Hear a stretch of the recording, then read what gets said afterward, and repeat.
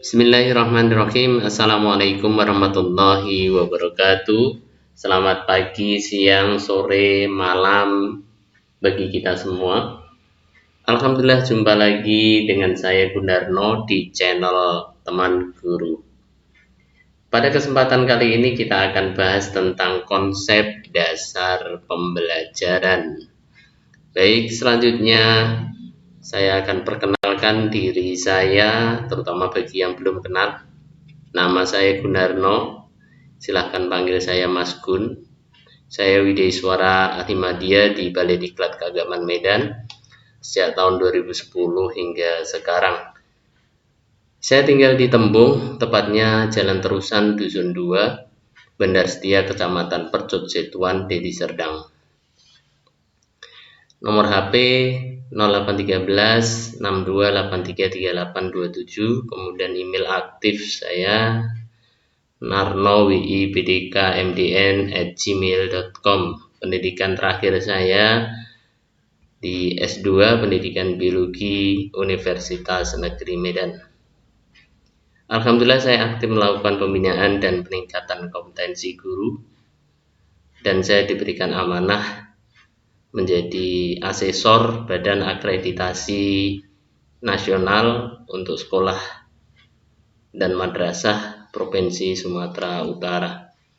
Baik Bapak Ibu, pembahasan kita akan kita mulai dengan pengertian pembelajaran terlebih dahulu.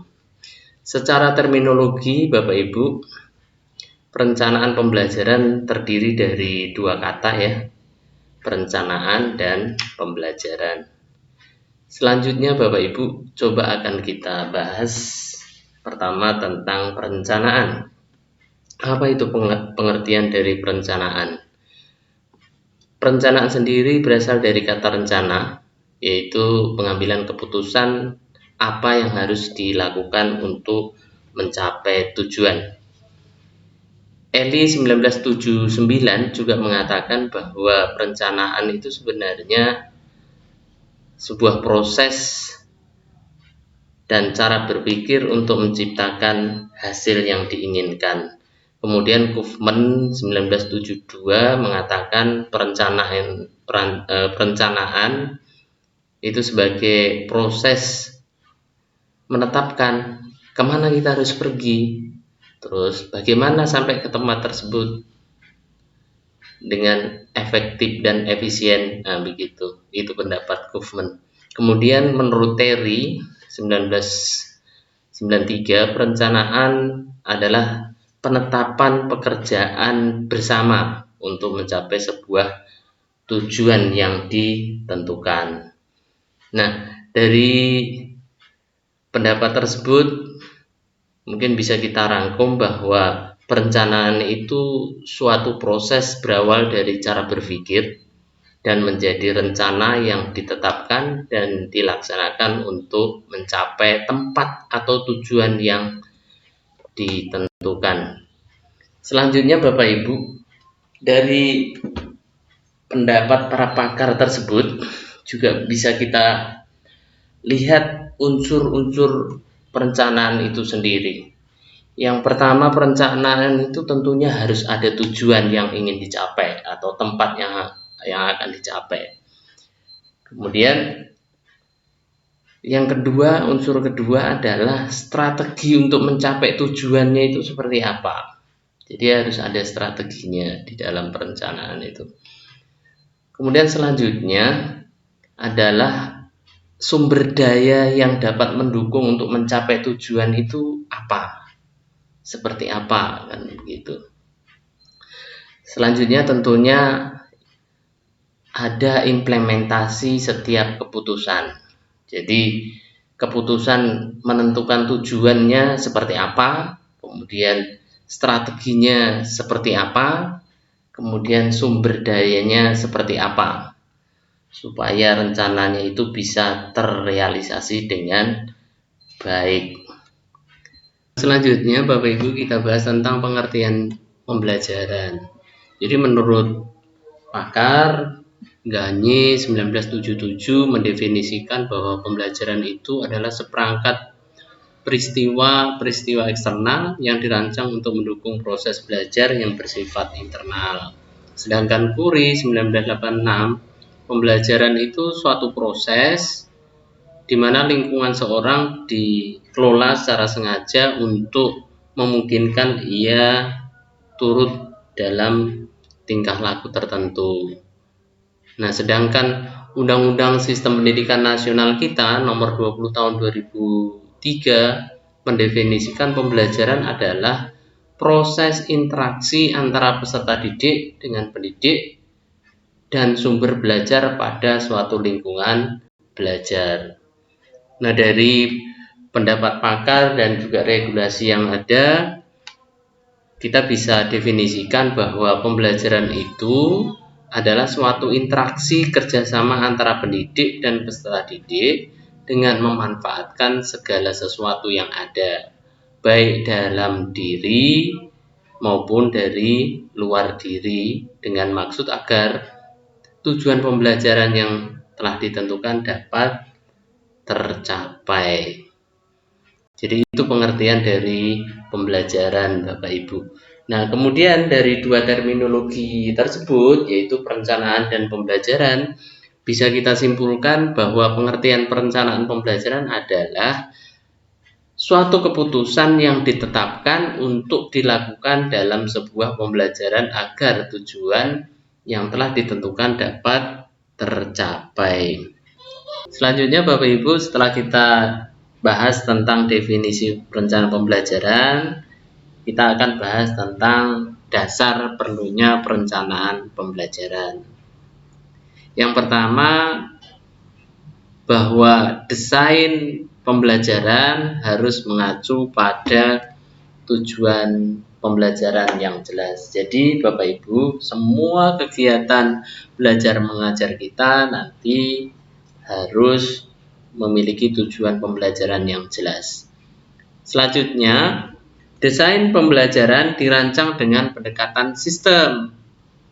Nah, makanya hadir kurikulum 2013 yang dalam hari ini direvisi pada tahun 2016, di mana di dalamnya Bapak Ibu sudah ada kompetensi inti, kemudian ada kompetensi dasar.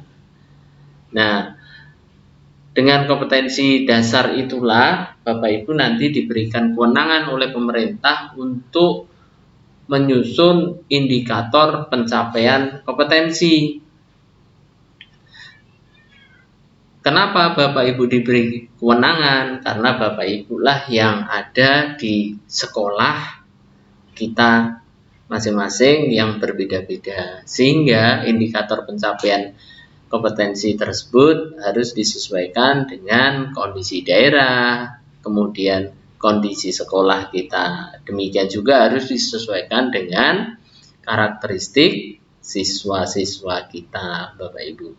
Nah, selanjutnya, desain pembelajaran harus mengacu bagaimana seorang siswa itu belajar. Nah, artinya desain pembelajaran kita itu harus mampu memfasilitasi cara belajar anak yang berbeda-beda. Contohnya misalnya, cara belajar anak yang auditori, ada cara belajar anak yang visual. Nah, sehingga desain pembelajaran kita harus mampu memfasilitasi cara belajar mereka yang berbeda ini. Selanjutnya, desain pembelajaran mengacu pada karakteristik siswa secara perorangan tadi. Nah, siswa ada yang memiliki kognitif yang cukup baik, secara kognitif baik. Namun ada juga secara kognitif kemampuannya rendah. Ada juga siswa yang secara afektif sikapnya itu baik. Ada seorang siswa yang secara afektif atau sikapnya itu kurang baik. Jadi desain pembelajaran inilah nanti yang mampu memberikan fasilitas kepada anak-anak kita menurut karakteristik mereka masing-masing. Selanjutnya, desain pembelajaran diarahkan pada kemudahan belajar anak. Jadi, desain pembelajaran kita susun dalam rangka untuk memberikan kemudahan belajar anak. Jadi, kalau kita punya perencanaan yang baik dalam setiap kegiatan belajar mengajar, tentunya kita akan tahu bagaimana mendeteksi cara belajar anak kita atau cara memahami materi dari pembelajaran itu secara lebih mudah itu seperti apa. Nah, kemudian yang terakhir adalah adanya perbaikan kualitas pembelajaran. Jadi, kenapa perlu perencanaan pembelajaran? Karena setiap pembelajaran itu pasti memerlukan sebuah perbaikan kualitas. Nah, kita akan tahu sebuah pembelajaran itu perlu diperbaiki atau ditingkatkan itu berdasarkan desain pembelajaran yang kita susun. Kalau tidak ada desainnya, ya atau tidak ada perencanaan pembelajaran, tentu kita tidak akan bisa menilai kualitas dari pembelajaran kita. Sehingga kalau tidak tahu seperti apa kualitas pembelajaran yang kita laksanakan, kita juga tidak tahu cara meningkatkannya. Jadi itulah beberapa yang menjadi dasar perlu adanya perencanaan pembelajaran Bapak Ibu. Selanjutnya Bapak Ibu, perencanaan pembelajaran memiliki karakteristik yang pertama bahwa perencanaan pembelajaran itu adalah hasil dari proses berpikir. Jadi Bapak Ibu, setiap rencana pembelajaran itu pasti disusun dengan kreativitas berpikir seorang guru.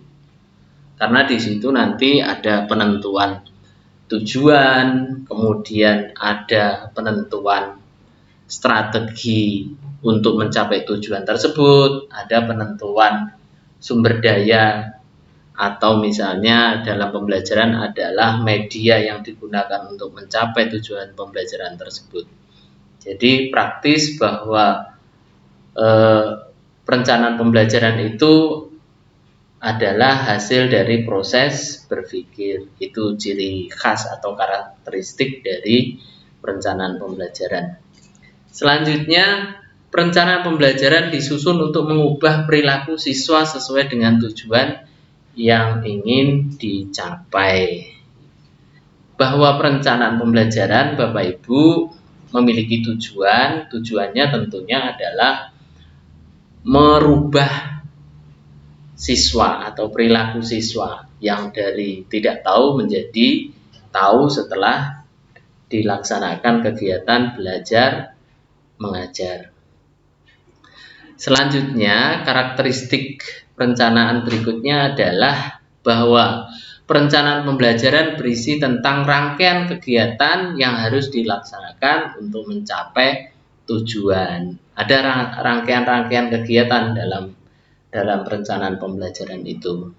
Diawali dari tujuan, kemudian ada kegiatan atau langkah-langkah pembelajaran yang runut dari pendahuluan, kemudian inti, kemudian penutup, yang di dalamnya ada beberapa kegiatan-kegiatan yang juga nanti akan tergambar di situ, model yang dipakai, kemudian media yang dipakai. Baik, itu karakteristik perencanaan pembelajaran. Sekarang urgensi dari rencana pembelajaran itu apa saja?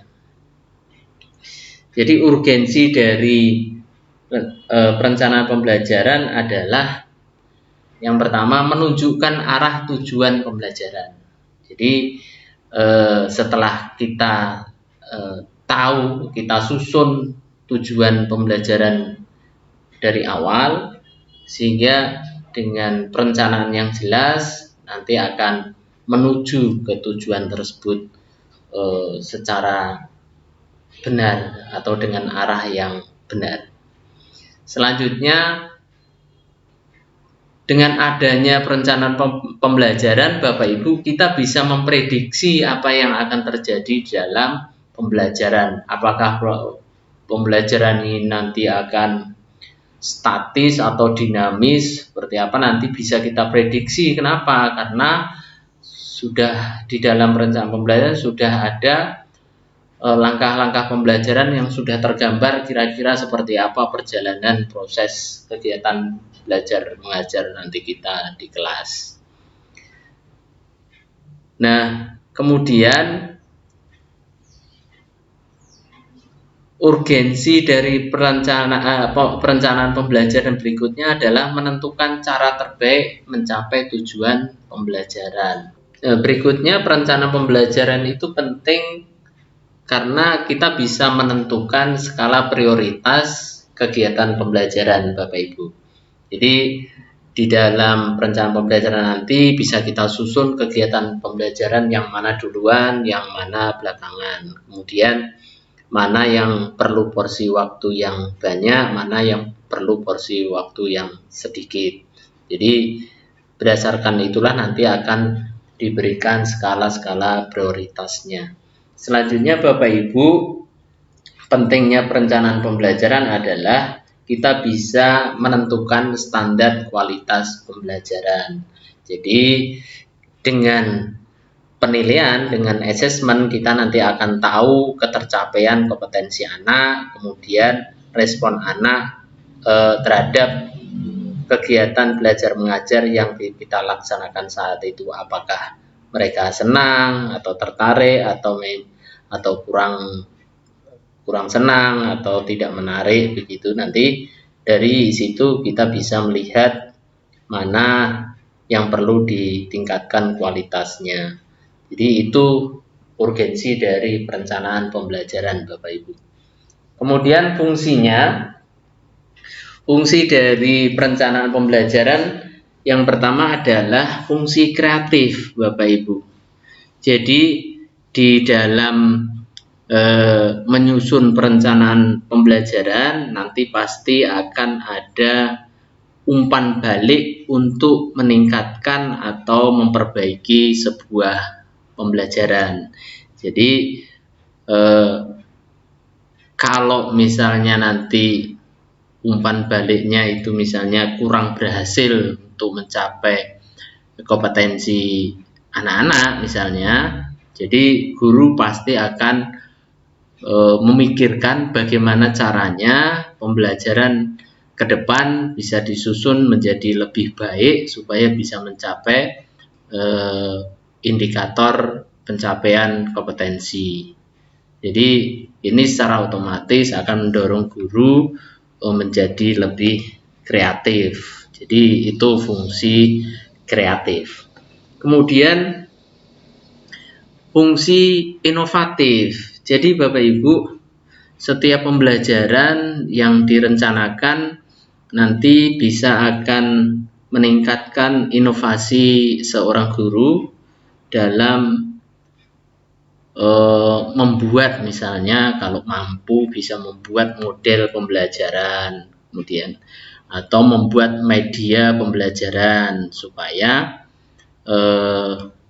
kegiatan atau proses kegiatan belajar mengajar itu berlangsung dengan baik sehingga anak-anak mudah memahami informasi materi yang kita sampaikan yang pada akhirnya bisa mencapai kompetensi yang diinginkan.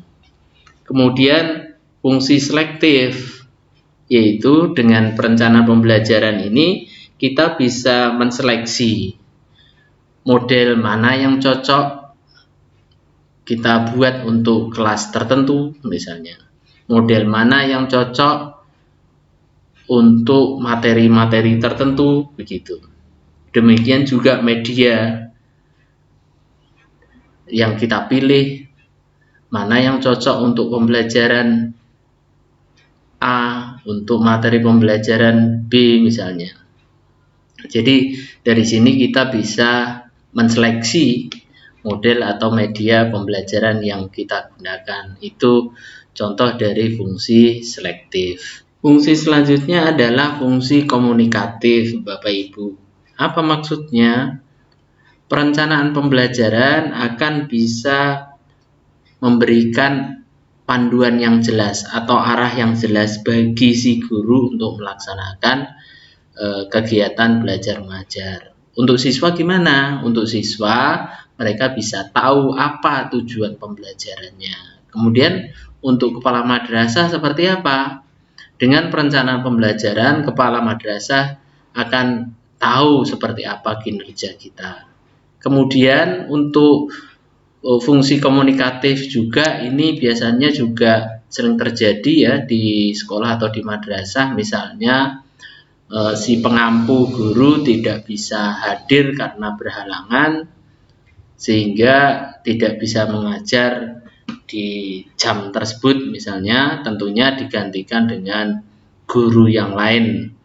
Nah, dengan perencanaan pembelajaran, guru yang menggantikan akan tahu apa yang harus dilakukan berdasarkan perencanaan pembelajaran ini. Jadi ini beberapa fungsi komunikatif dari perencanaan pembelajaran, Bapak Ibu. Kemudian fungsi prediktif. Fungsi prediktif itu maksudnya gimana? Maksudnya perencanaan pembelajaran akan memberikan prediksi secara otomatis bagi seorang guru ya.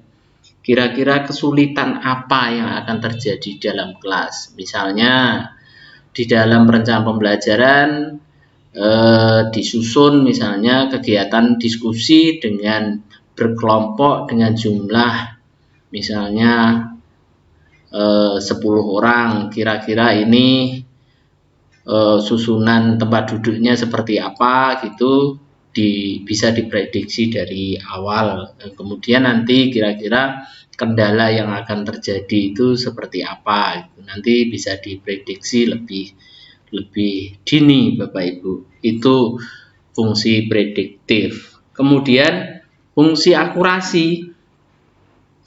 Jadi Bapak Ibu di dalam perencanaan pembelajaran tentunya nanti akan ditentukan misalnya alokasi waktu untuk setiap kegiatan pembelajaran. Di kegiatan pembelajaran sendiri nanti akan dipisahkan, ada pendahuluan, ada kegiatan inti, ada kegiatan penutup, di mana untuk kegiatan pendahuluan kita berikan porsi waktu 10% dari waktu atau jumlah waktu pada pertemuan tersebut. Kemudian untuk penutup juga 10%.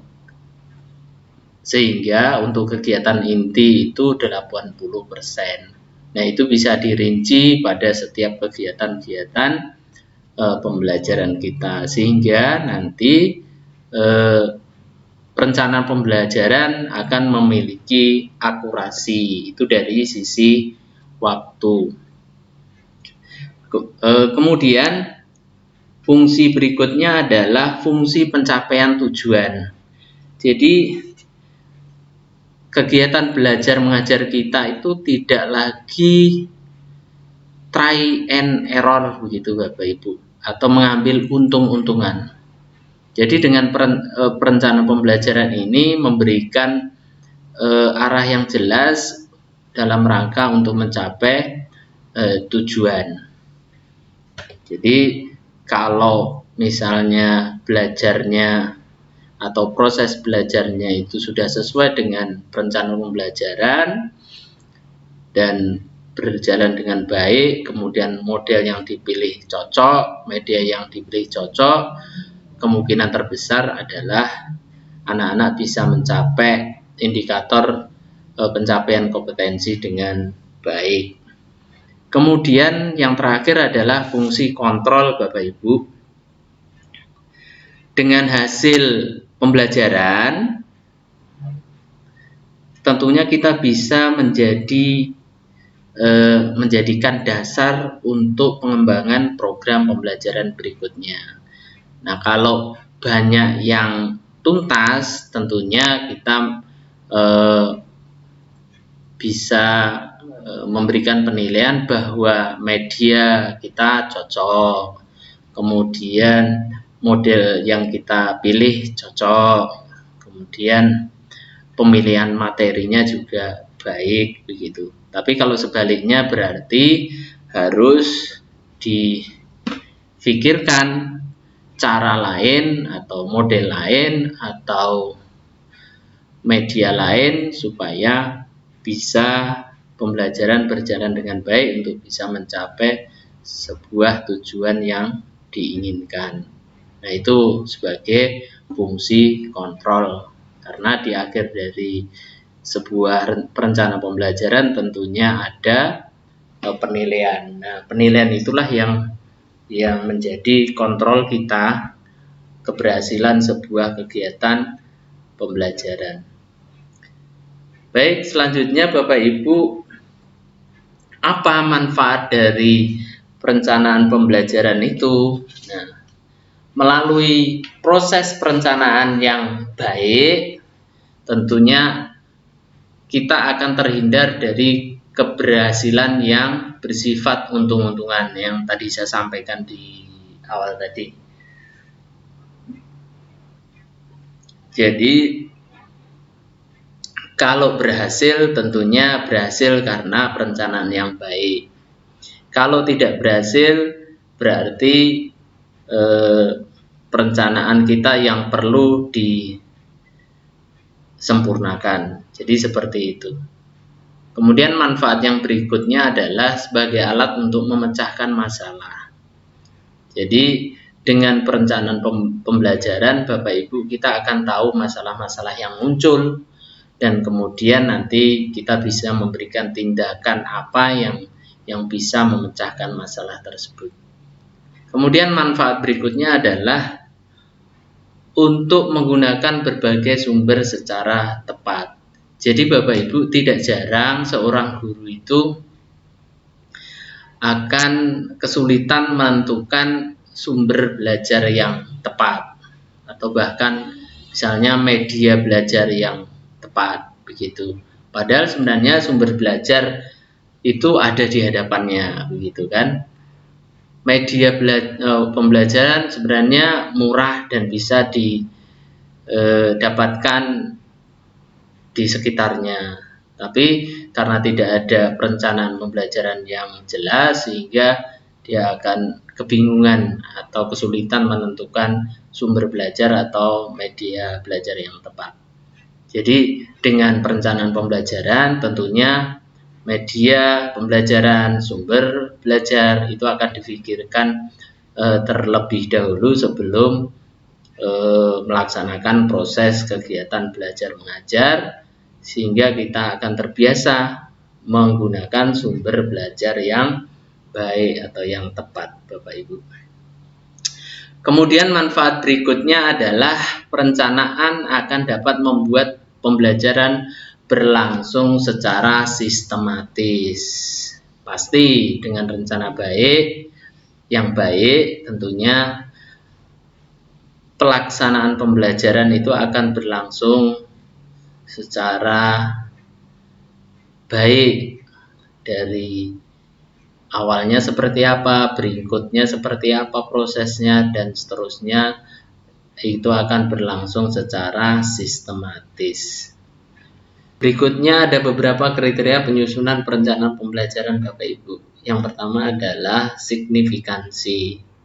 Artinya penyusunan perencanaan pembelajaran hendaknya bisa memberikan makna pada proses kegiatan belajar mengajar di kelas Bapak Ibu, sehingga nanti akan bisa berlangsung secara efektif dan efisien. Berikutnya adalah relevan. Jadi perencanaan pembelajaran yang disusun itu harus sesuai dengan kurikulum, harus sesuai dengan kondisi sekolah maupun daerah, harus sesuai dengan karakteristik siswa Bapak Ibu. Berikutnya kepastian. Jadi penyusunan perencanaan pembelajaran ini nanti bisa memberikan kepastian proses kegiatan belajar mengajar di kelas, Bapak Ibu. Jadi tinggal mengikuti langkah-langkah pembelajaran yang ada di perencanaan pembelajaran, dan itu proses pembelajaran akan berlangsung dengan baik. Selanjutnya, adaptabilitas. Jadi perencanaan pembelajaran ini disusun supaya bisa lebih adaptif, Bapak Ibu. Misalnya tadi yang saya sebutkan di awal, berhalangan hadir, tidak bisa melaksanakan proses kegiatan belajar mengajar di kelas, kemudian ada teman kita yang menggantikan, bermodalkan dengan RPP atau perencanaan pembelajaran kita, beliau yang menggantikan itu bisa melaksanakan kegiatan belajar mengajar dengan baik di kelas kita yang kita tinggalkan tadi, Bapak Ibu. Selanjutnya adalah kesederhanaan. Jadi penyusunan perencanaan pembelajaran ini akan memberikan kemudahan bagi guru untuk memahami proses kegiatan belajar mengajar, kemudian akan mudah untuk diimplementasi pada setiap kelasnya. Kemudian prediktif, artinya perencanaan atau penyusunan perencanaan pembelajaran ini memiliki prediksi yang kuat, sehingga kita akan tahu kira-kira apa yang bakal terjadi di kelas kita, sehingga kita tidak ragu untuk mengimplementasikan perencanaan pembelajaran itu di dalam kelas kita. Selanjutnya, Bapak Ibu, ini yang sangat penting yang perlu saya sampaikan kepada kita semua, yaitu tentang adanya regulasi terbaru, Bapak Ibu, tentang penyusunan rencana pelaksanaan pembelajaran, Bapak Ibu, yaitu adanya edaran Menteri Pendidikan dan Kebudayaan nomor 14 tahun 2019. Ada 3 poin, Bapak Ibu, di sana. Poin yang pertama adalah RPP itu disusun secara efektif, efisien, dan berorientasi pada siswa. Kemudian yang kedua, dari 13 komponen RPP yang ada di Permendikbud nomor 22 tahun 2016, yang menjadi inti atau wajib ada pada RPP ke depan adalah yang penting ada tujuan pembelajaran, kegiatan pembelajaran, dan penilaian pembelajaran. Selanjutnya, yang ketiga, bebas memilih, membuat, menggunakan, dan mengembangkan format RPP. Nah, Bapak Ibu, berdasarkan regulasi inilah muncul beberapa informasi, Bapak Ibu, kepada kita sekalian, dan barangkali Bapak Ibu juga sudah pernah mendengar adanya ke depan informasi, ke depan itu RPP guru itu disusun 1 halaman katanya, atau RPP 1 halaman. Kalau menurut saya bukan seperti itu, dan memang di regulasi tersebut nanti bisa Bapak Ibu buka, file edarannya juga saya kopikan kepada Bapak Ibu, bahwa di sana tidak ada sama sekali redaksi yang menyatakan RPP 1 halaman. Yang ada adalah RPP yang disederhanakan. Artinya apa? RPP ke depan yang dibuat oleh para guru itu hendaknya lebih sederhana. Yang penting ada tujuan pembelajarannya, ada kegiatan pembelajarannya, dan ada penilaian pembelajarannya. Sedangkan komponen yang lain gimana? Komponen yang lain dianggap sebagai pelengkap, boleh ada, boleh tidak. Terus formatnya gimana? Format RPP. Nah, pemerintah dalam hal ini sampai hari ini tidak memberikan format baku RPP dimaksud. Jadi formatnya itu berdasarkan edaran Mendikbud tersebut, kita boleh memilih Memilih itu berarti ada beberapa, atau boleh membuat sendiri, atau boleh menggunakan yang ada, menggunakan dan mengembangkan format RPP yang ada, misalnya Bapak Ibu dapatkan. Jadi tidak ada format baku dari pemerintah sampai saat ini. Jadi silahkan Bapak Ibu nanti membuat format sendiri, atau boleh nanti memilih beberapa yang Bapak Ibu dapatkan. Dan nanti saya juga akan memberikan beberapa format RPP yang sederhana ini. Sekali lagi, tidak ada redaksi RPP satu halaman ya Bapak Ibu, yang ada adalah RPP sederhana. Jadi jangan salah dalam memberikan persepsi atau konsep dari adanya regulasi ini Bapak Ibu. Yang terakhir Bapak Ibu, bagaimana langkah-langkah menyusun perencanaan pembelajaran itu sendiri? Jadi setelah kita menentukan KD yang akan disusun RPP-nya, yang pertama adalah kita menyusun indikator pencapaian kompetensi. Jadi indikator ini disusun berdasarkan KD yang akan dibuat RPP-nya tadi Bapak Ibu. Tentunya menyusun indikator harus sesuai dengan cara atau aturan dalam penyusunan indikator. Selanjutnya adalah merumuskan tujuan pembelajaran. Jadi dari indikator pencapaian kompetensi yang sudah kita buat, itu akan diramu menjadi tujuan pembelajaran Bapak Ibu, atau dirumuskan tujuan pembelajarannya. Selanjutnya Bapak Ibu, dari tujuan pembelajaran tersebut tentunya harus ada strategi untuk bisa mencapai tujuan tersebut, yaitu dengan strategi apa atau pengalaman belajar apa yang harus kita berikan kepada anak-anak untuk bisa mencapai tujuan tersebut. Kalau pengalaman belajar ini bisa nanti kita pilih beberapa metode pembelajaran tadi yang di awal saya sampaikan. Boleh pakai discovery learning, boleh pakai project based learning, boleh pakai problem based learning. Kemudian berikutnya adalah menentukan media dan sumber belajar. Jadi silahkan setelah dibuat indikator, kemudian tujuan, kemudian model atau strategi pembelajarannya, tentunya kita harus memilih atau menentukan media dan sumber belajar yang digunakan untuk bisa meraih atau mencapai tujuan pembelajaran.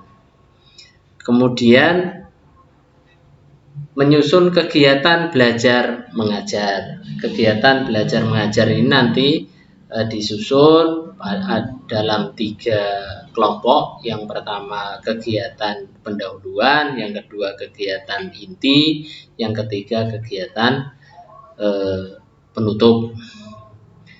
Di awal tadi juga sudah saya sampaikan dengan alokasi waktu seperti apa, 10% untuk kegiatan pendahuluan, 80% untuk kegiatan inti, 10% untuk kegiatan penutup.